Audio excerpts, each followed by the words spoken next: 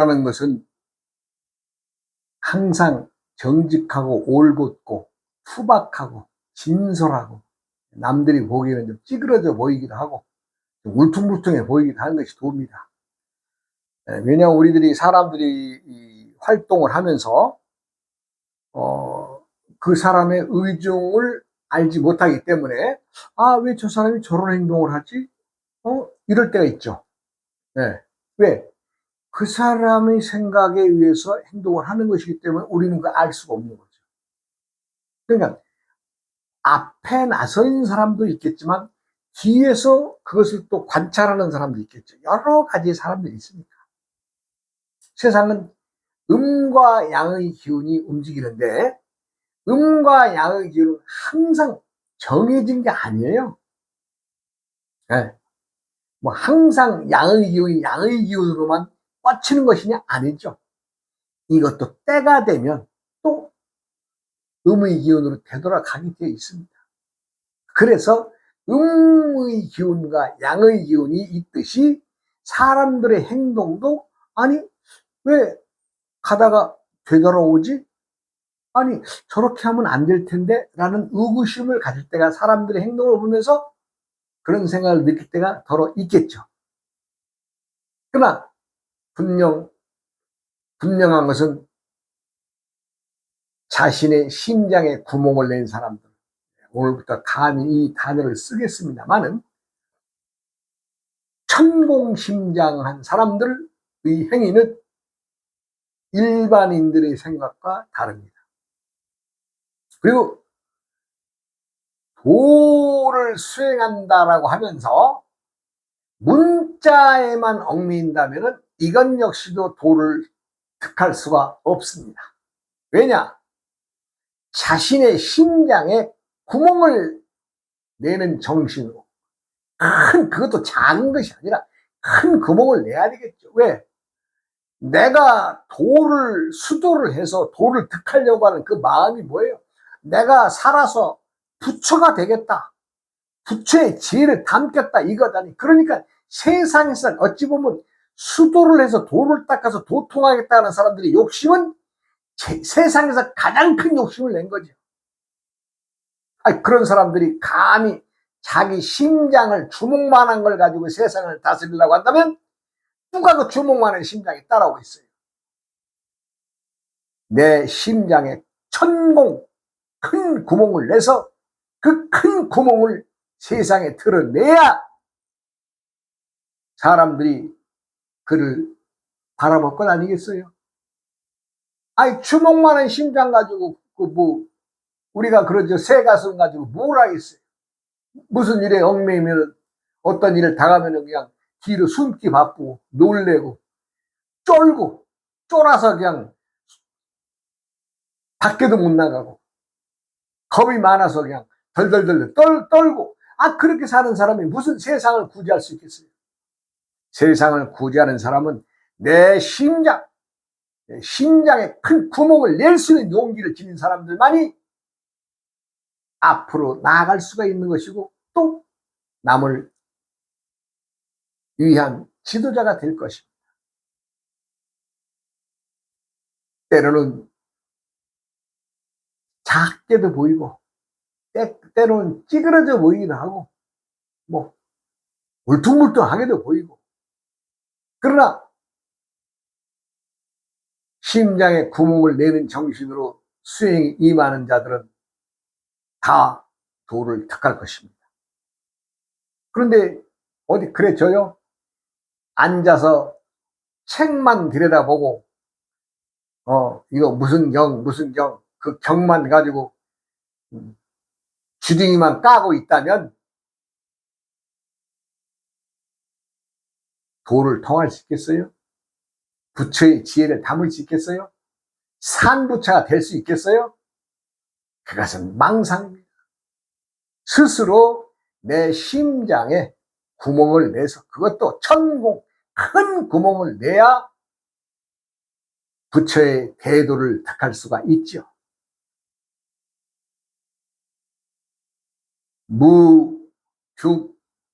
무중유두 없는 것에서 무언가를 얻으려 한다는 것과 이허득실, 이 빈 것에서 무엇을 얻으려고 하는 것과 이실득허, 가만히 있어. 이것을 보고 빈 것을 무엇을 얻어야 되겠느냐? 이 세 가지 물음에 끊임없이 대가리 받고 공부해야 될 것입니다. 다시 한번 얘기하면 무중득허, 무중득유. 네. 없는 것에서 있는 것을 얻는다는 것이 무엇이냐? 이실득허, 가만히 있어.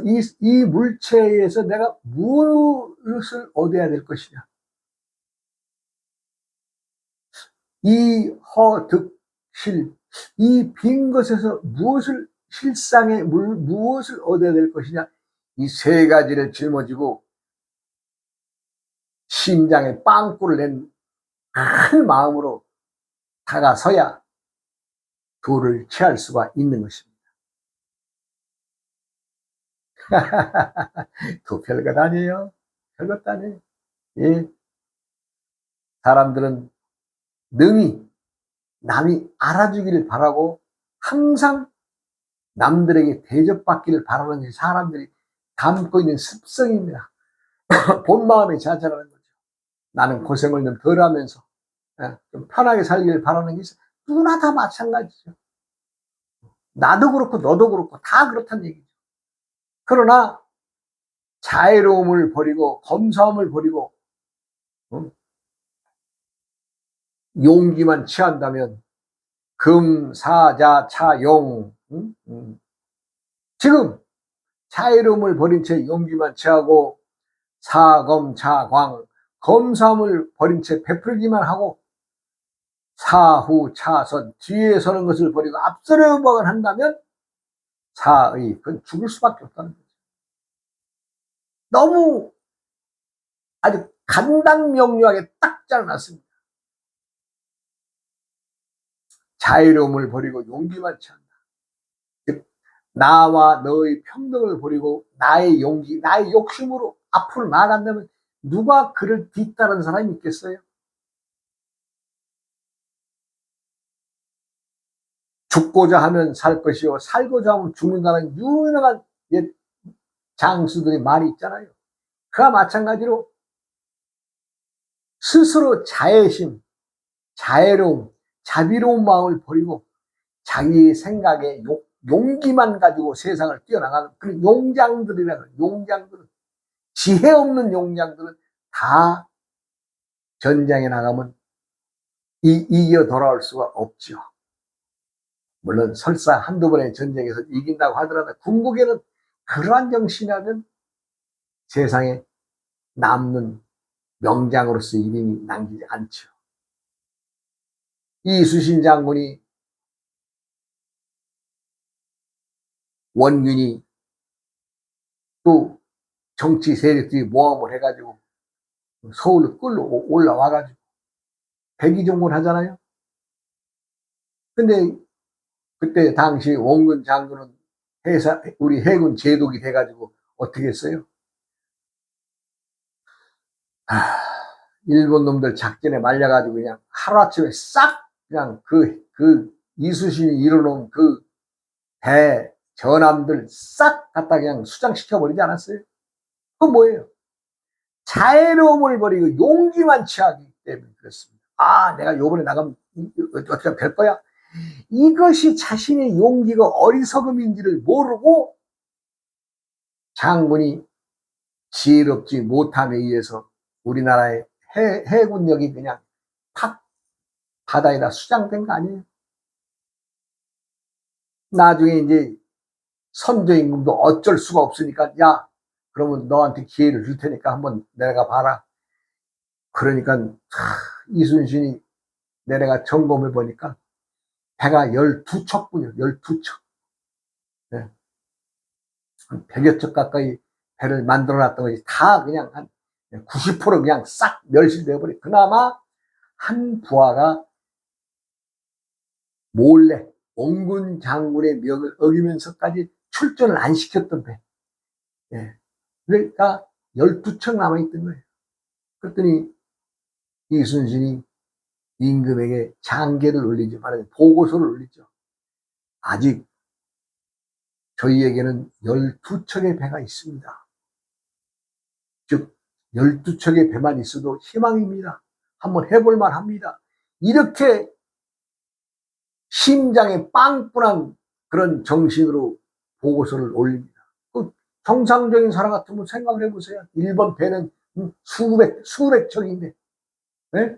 거의 1000척에 가까운 일본 놈들이 배가 구석구석에 있는데 몰려올 것인데, 배 12척 가지고 대항해서 어떻게 이제 한번 아직도 희망이 있다고 그렇게 배포 터지게 배포 크게 말한 사람이 어디 있어요. 그리고 이제 한 척, 13척이라는 말도 있습니다. 그 한 척이 이제 부서진 거를 이제 또 급히 또 이 배를 만들어서 13척의 배로서 또 이 전쟁을 이어나가죠. 그래서 세계의 역사 속에서 심장에 큰 구멍을 낸 장군 그러면 이순신 장군을 꼽죠. 사람들은 우리의 심장은 주먹만 합니다. 주먹만한 이 심장을 인대로만 써먹으면 주먹만한 것뿐이 못 써먹죠. 이것은 큰 항아리를 여기고 큰 배를 여기고, 네, 큰 구나무를 여긴다면 거기에 딱 구멍 하나 박는 심정으로 세상을 영위하는 것이 또 남들이 알지 못하는 그 배포, 예, 심장을 빵꾸내는 그런 정신이 배포라고 한다면 누구나 다 배포를 지니고 살아야 될 것 아니겠어요? 그런데 용기만 지니고 지혜스럽지 못하고 자비스럽지 못하다면 원균 장군과 같은 꼬라지가 될 것입니다. 그렇다고 해서 그 사람을 내가 탓하거나 욕하는 것이 아니라, 아, 지혜스럽지 못했다라고 판단하는 거죠. 즉, 눈앞에 있는 물질적인 것만 가지고 상대를 대하려고 했다면 그것은 지혜스러운 사람이 아니죠. 이름을 나는 사람들, 세상을 빛낸 사람들, 또 그 사람들의 업적 뒤에는 말도 못하는 박해가 있었습니다. 근세의 영웅 중에서 우리나라의 그 대중흥을 일으키신 분이 박정희 대통령이신데, 이분은 그분이 대통령 되기까지의 그 험난한 길, 되고 나서의 일도 참 험난하지만 대통령 되기까지의 그 험난한 집안의 가정사나 본인의 그 일대기를 들여다보면 정말로 하늘에서 내려준 큰 보물이 아닐까 싶어요. 그는 혁명, 5.16 혁명 당시에, 제가 이제 5.16 혁명 얘기를 하면은 저도 기억이 납니다. 5.16 혁명. 예. 제가 이제 초등학교, 다닐 때인데, 군인들이 그냥 서울 시내를 막 밀어 닥칩니다. 그리고 사대문 안에 안 들어가고 그 외곽, 우리 사는 동네, 우리 학교 옆에 공터에 군 부대가 어느 날 와서 딱 장막을 치더라고요. 주둔하는 거죠. 근데 그게 이제 나중에 봤더니 5.16 혁명인데, 당시에는 군인들이 우리 학생들만 지나가면 이렇게 이제 불러요. 왜 불렀느냐? 당시에는 군인들이 한글을 모르시는 분들이 많았어요. 그러니까 당시 학생들을 불러서, 야, 이거 좀 한번 읽어줘. 이걸 우리 부대에서 이거 외우라고 그러는데 내가 글을 모르니까 너희들이 읽어주면 내가 이거 듣고서 좀 외워야 되겠어. 이러면서 우리들이 지나가면 이제 그렇게 해주면 이제 건빵도 주고, 과자, 군 부속 것들을 좀 내주죠. 당신은 뭐 할 일 없고 그냥 참 말 그대로 천방지축으로 뛰어오르는 아이들이니 얼마나 좋아해요. 매일 학교만 끝나면 군부대 주위에서 왔다 갔다 하는 거죠. 그러면 이제 군인 아저씨들이 이제 불러서 야 이거 와봐. 야 이거 한번 읽어줘. 그러면서 그럼 이제 감빵 한 봉지 내치죠. 그거 먹는 재미로 봤더니 당시에 내가 우리 학생들이 다니면서 군인들에게 읽어줬던 것은 혁명 공약이었습니다. 혁명 공약. 그것이 이제 몇 조가 있는데 1조, 2조, 3조, 4조. 제가 1조는 제가 확실히 지금도 머릿속에 담고 있어요. 2조도 조금 잊고만 알고요. 네, 당시 보면 혁명공약 1, 반공을 국시로 지금까지 형식적인 구호에만 그친 반공태세를 재정비 강화한다. 제2, 유엔 헌장을 준수하며 이렇게 이제 쭉 나가는 글이었어요. 저도 오래된 거라서 이제 다 잊어버렸는데, 당시에 이 글을 군인들에게 다 외우라고 그러니까, 뭐 글을 알아 외우죠. 그러니까 이제 지나간 학생들 붙잡고 이제 감방 주면서 이제 차례하면서 말하자면 애들한테 청하는 거, 이거 좀 한번 읽어주라고. 왜냐하면 이제 우리로 말하자면 학교로 말하면 숙제를 받았는데, 숙제를 못하면 말하자면 당신은 뭐 그냥 뭐 참 얻어 터지는 거죠. 그냥. 그러니까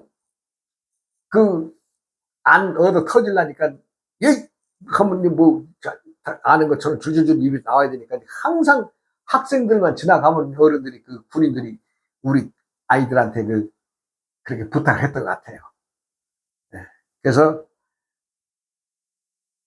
참 군부대가 들어와서 한동안은 우리들 재밌게 지냈죠.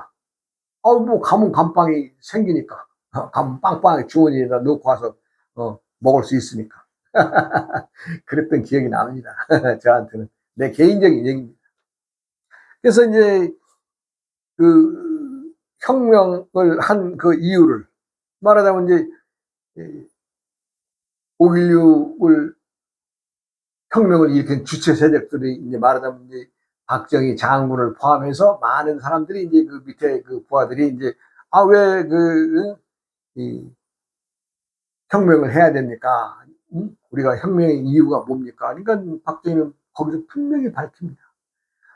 지금 이 나라 이 꼴이 배가 고파서 굶어 죽어나가는 사람들이 있는데, 한쪽에서는 또 민주주의를 외치면서 또 이 투쟁하고 시위 벌인 놈들이 이건 심각한 빨갱이들이다. 그러니 이것들을 쓸어버리지 않고서는 우리나라가 이 배고픔을 면할 수가 없으니 우리가 이것 때문에 혁명을 해야 된다라고 이 소장파 장교들에게 얘기를 했다 그래요. 그러니까 박정희는 지금 당시 그때의 배고픔을 겪으면서 5년 후에 10년 후에 우리가 이렇게 변해갈 수 있는 비전을 이미 다 봤던 거예요. 그래서 혁명을 했던 거죠. 우리가 배우는 교과서에는 분명히 5.16이 혁명이었습니다. 그런데 모르겠어요. 언제 바뀌었는가 그게 또 쿠데타로 바뀌래요. 모르겠습니다. 성공한 혁명이 쿠데타라고 하는 건 좀 웃기는 얘기죠. 성공한 혁명은 혁명이지. 그리고 혁명하지 않았습니까? 나라가 바뀌지 않았어요? 모든 부분에서 우리 국민들의 어떤 삶 속에서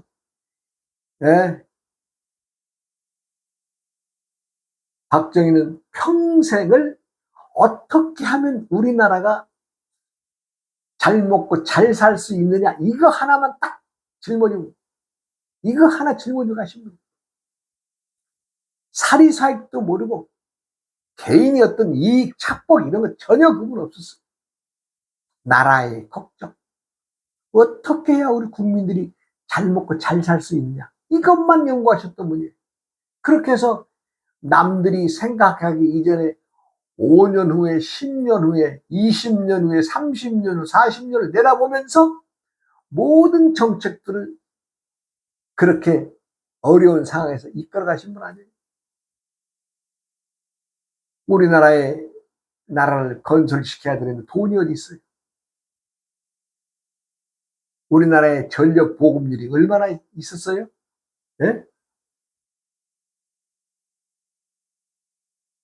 제가 서울 살다가 이제 저기 전라도, 예, 그 해변가를 말하자면 이주를 하는 어떤 상황에서 보면, 예, 내가 마을에 전기가 들어온 게 아마 68년도가 아닌가 싶은 생각이 듭니다. 68년도. 그래도 많이 발전한 거죠. 예. 그 이전에는 호롱불 켜고 살아요. 호롱불 켜고. 나라의 전력을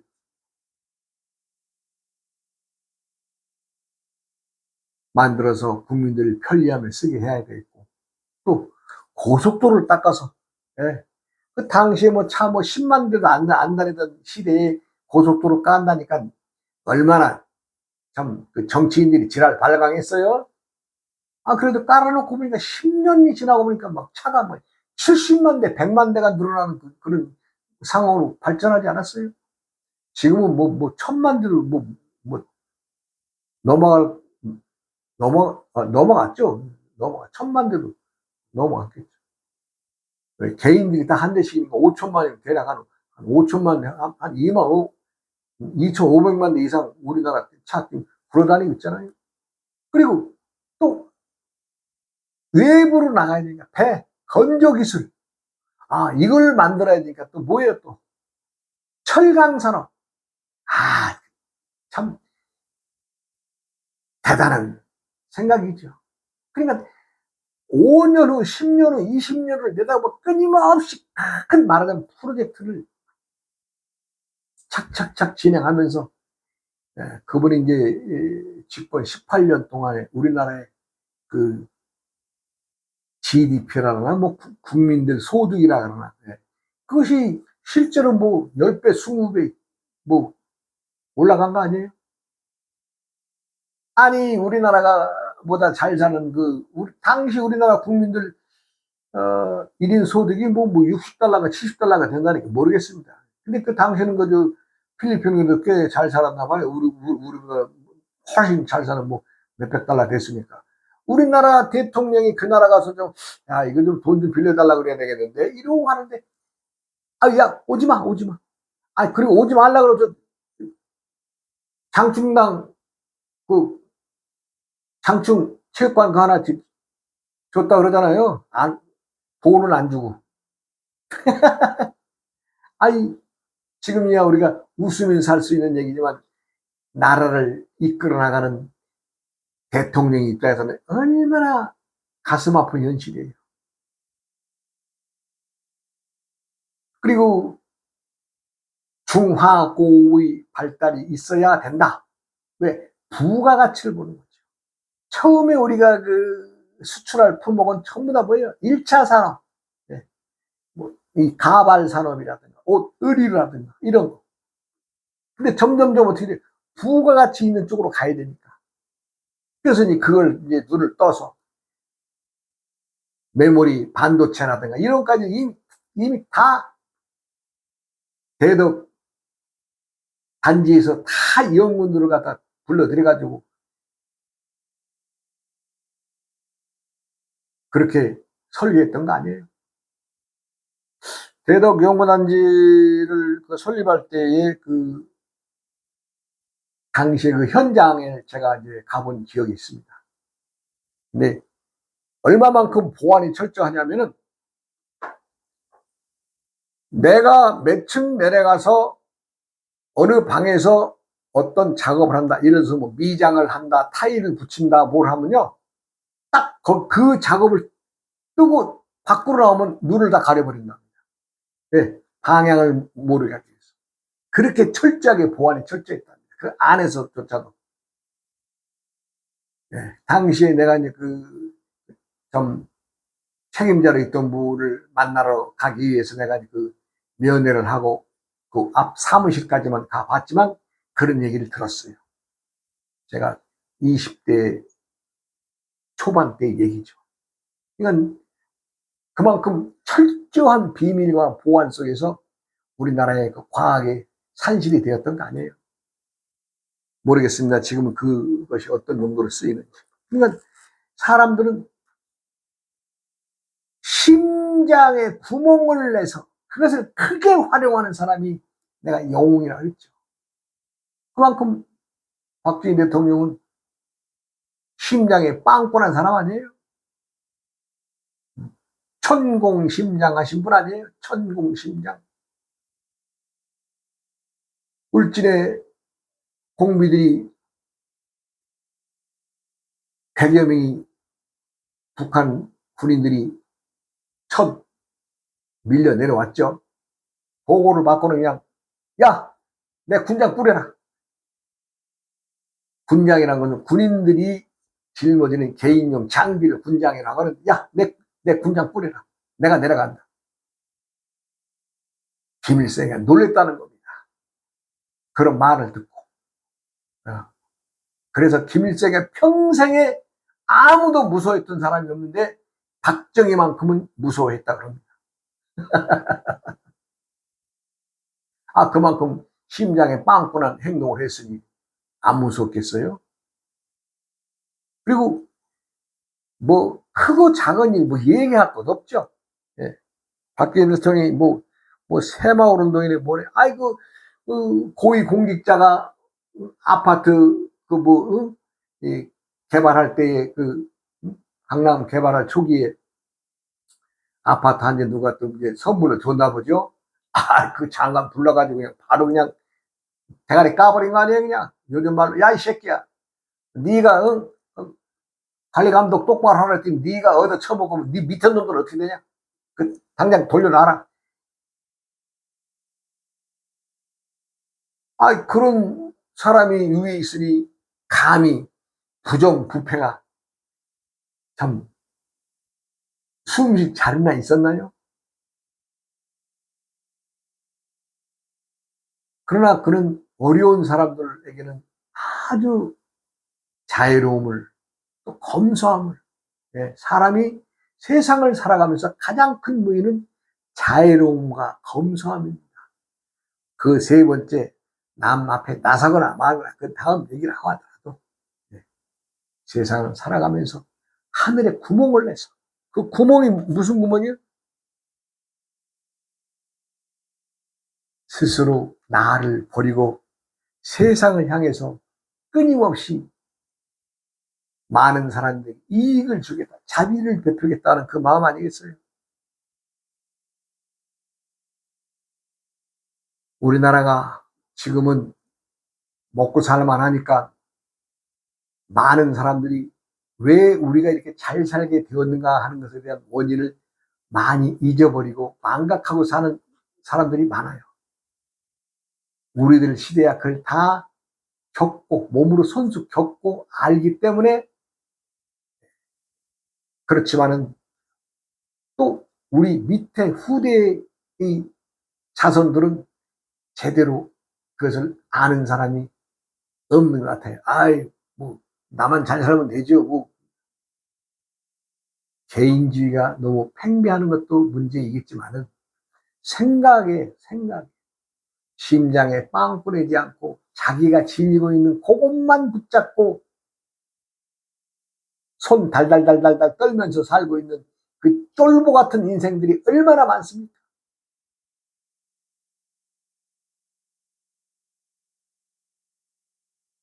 미국이 소련에서 쿠바에 핵폭탄 갖다 놓는다고 할 때, 아, 케네디가 그랬잖아요. 그래? 한판 뜨자. 갖다 놓으려면. 박살내버리겠다.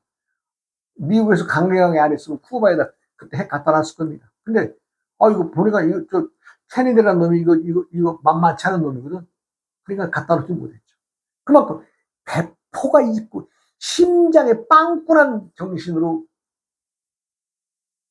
세상을 돕고자 하는 사람은 감히 사람들이 어쩔 수가 없죠.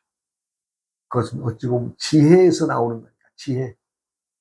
앞을 내다보는 지혜. 예. 뭐 쿠바에 핵을 갖다 놓거나 말거나 뭐 미국에 큰 피해 있겠어?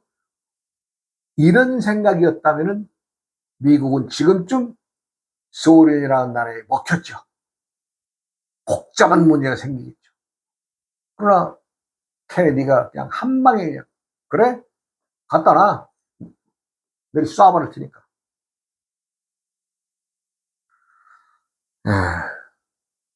박정희 대통령의 그 어찌 보면 이지러지고 찌그러지고 울퉁불퉁한 남들이 헤아릴 수 없는 그 묘한 심장이 빵꾸난 상태에서의 그 올곧은 지혜로움이 우리나라를 살린 것에 대해서 오늘 말씀드렸고, 미국과 소련의 그 강대국이 싸움에서 케네디의 그 배짱, 그것도 심장이 빵꾸난 사람들의 행위죠. 여러분 누구라도 내 심장에 스스로 빵꾸를 내서 그것으로서 자애로움과 겸손함과 남 앞에 나서지 않는 그 정신이 필요하다 할 것입니다. 네, 또 다음 시간으로 이어가겠습니다. 어우어이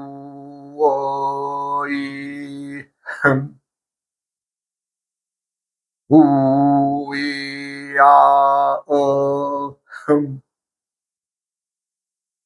우이야 흥